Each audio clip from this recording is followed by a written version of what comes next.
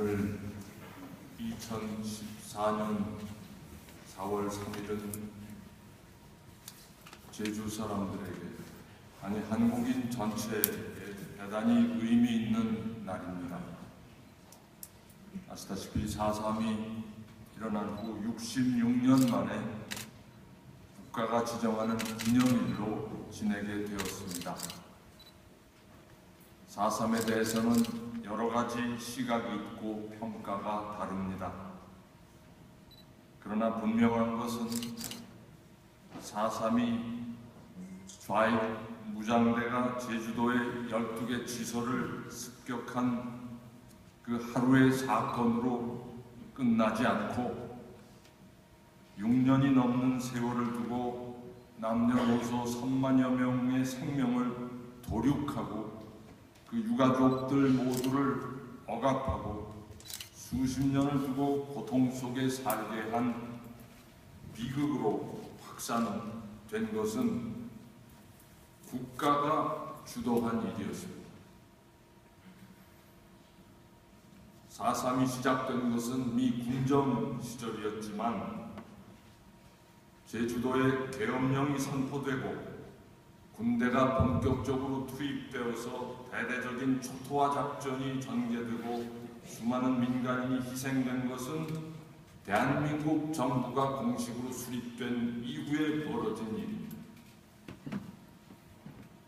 자국 정부가 자국민을 상대로 군대를 동원하여 입에 담기조차 끔찍한 폭력을 행사한 것은 법적으로도 용서받을 수 없는 행위이고 아무리 비상시라고 해도 용납할 수 없는 반인륜적인 범죄였습니다. 오늘 4.3이 국가 추념일로 지정되고 지금까지 민간인 주도로 이루어지던 4.3 주도식이 정부의 공식 행사로 이루어진 것은 바로 이 4.3이 국가의 책임으로 벌어진 사건이요 비극이었음을 만천하에 인정하고 4.3의 모든 희생자들의 명복을 빌며 그 한을 풀어보자는 공적인 선언이라고 생각됩니다. 오늘까지 66년이 걸렸다는 것은 그 희생자들에게는 너무나 죄송스러운 일이긴 하지만 그래도 한 발자국 우리의 역사는 앞으로 전진한 것 같아서 다행스럽게 생각합니다.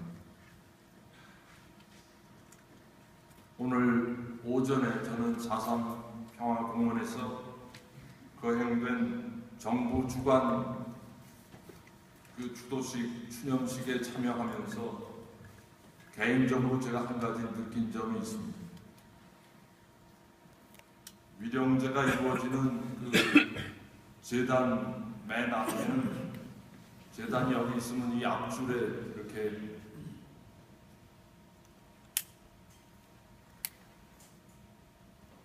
정관계 고위층 고위 인사들이 다들 검은 정장으로 앉아 계셨고 또 우리 제주 지자체장을 비롯해서 제주도 지역사회 원로들이 임석하셨습니다.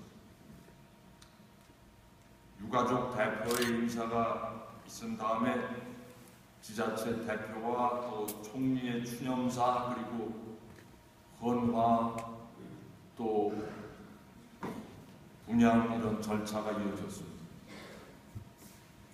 근데 이런 절차가 이어지는 동안 저도 그 앞자리에 이렇게 앉아있긴 했습니다만 제가 이렇게 보니까 그 절차가 이루어지는 동안 일반 시민들 그냥 평범한 평소의 옷차림으로 오신 어르신들은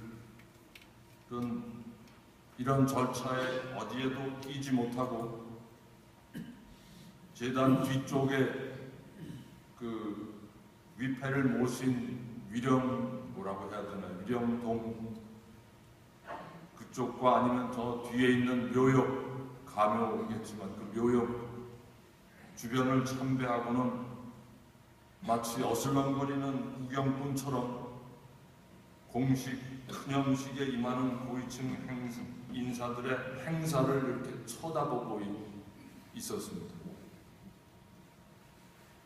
그분들 대부분 틀림없이 그곳에 구경하러 온 분들은 아닐 겁니다. 그 친지들 중 누군가가 4.3 때 희생되셨기 때문에 그 자리에 오셨을 겁니다. 그 먼 곳까지 구경하러 올 사람 아무도 없습니다.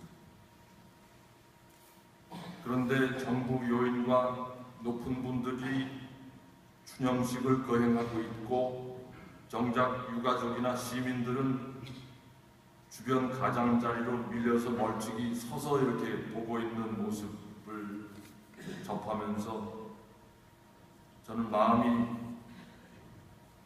대단히 편치 않았습니다. 그리고 그 앞자리에 앉아있는 저 자신도 대단히 송구스러운 마음을 금할 길이 없었습니다. 뭔가 이게 본말이 전도된 것이 아닌가 하는 느낌을 강하게 받았습니다. 그러면서 저 혼자서 이런 상상을 해봤습니다. 제대로 한다면 위령탑 제단 앞에, 바로 제단 앞에 제일 윗자리에 4.3으로 상처입고 고통받아온 생존자들이 계시다면 그분들을 그 맨 위에 회중을 향해서 앉게 하고 그 아랫단에 유가족들과 그 자손들이 또 회중을 향해서 앉고, 그리고 그 밑에 두세 단 아래 낮은 곳에 거적이나 멍석을 깔고 거기에 총리나 도지사가 유가족들을 향해서 머리를 땅에 대고 큰 절을 올리며 용서를 청하는 그런 예절을 했다면 얼마나 심금을 울리는 추모의 현장이 되었을까, 저 혼자서 상상을 해보았습니다. 그러면서 진실한 4.3 추모식이 되려면 아직 멀었구나 하는 생각을 저 혼자서 했습니다. 4.3의 국가기념일을 지정함으로써 하나의 매듭이 풀어지기 시작한 것은 다행스러운 일이지만 4.3의 한이 하루아침에 풀어질 수는 없고 4.3으로 인해 인생이 절단난 많은 사람들의 그 고통과 상처가 금방 사라질 수도 없고 4.3 희생자들의 그 억울하고 무참한 희생의 대가가 하루아침에 금방 쉽게 열매 맺어질 수도 없습니다. 이제부터 더욱 우리 제주 도민들, 그리고 우리 제주의 가톨릭 신자들은 4.3을 추모하더라도 그냥 막연히 돌아가신 분들 참 불쌍하게 돌아가셨구나 하고 몇 초 동안 묵념하는 그런 형식적인 추모가 아니라 4.3이 뭔지 우리는 올바로 알고 추모해야 되겠다 하는 생각이 듭니다. 4.3에 무슨 일이 일어났고 왜 그런 일이 일어났고 얼마나 많은 사람이 어디서 어떤 고통을 겪으며 죽어갔고 그런 상황 속에서 인간이 얼마나 악해질 수 있는지를 감추지 말고 희생자들의 증언을 되살려서 이 제주 지역 사회의 기억을 살려내야 한다고 생각합니다. 그리고 하느님은 도대체 이러한 비극을 어떻게, 무슨 작정으로 하느님이 이런 비극을 허용하셨는 것인지, 또 이런 비극을 통해서 하느님께서는 우리가 무엇을 거기서 배우기를 원하시는지, 또 그 4.3의 비극을 오늘의 우리 현실과 어떻게 연결시키기를 원하시는지 우리는 계속 고민해야 하지 않겠는가? 그러고 나서 비로소 우리는 고인들의 영전에서 영원한 안식을 청할 그런 자격이 생기지 않을까 하는 생각이 듭니다. 그런데 아직도 제주 도민들 중에서도 4.3에 대해서 단편적인 지식밖에 갖고 있지 않고 정확한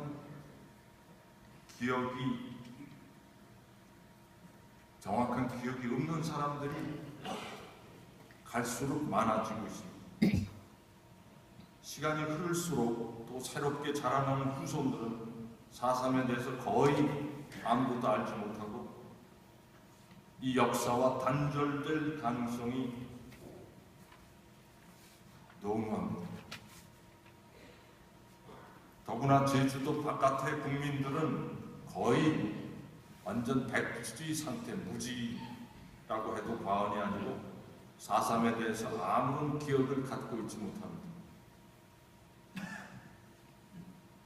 우리 제주 도민들은 그래서 4.3을 증언하는 증인이 되어야 합니다. 오늘 복음에 보면 예수님이 증언이라는 말씀을 여러 차례 반복해서 쓰셨습니다. 세례자 요한은 권력자의 압박에도 굴하지 않고 진리를 증언하였지만 예수님은 아버지께서 완수하도록 맡기신 일을 통하여 증언한다고 하셨습니다. 세례자 요한도 증언하는 사람이었고 예수님 자신도 증언하는 사람으로 오셨다고 밝히고 계십니다. 오늘 그 복음에서의 예수님의 증언은 구체적으로는 38년씩 병마에 시달리면서 힘들게 살아왔고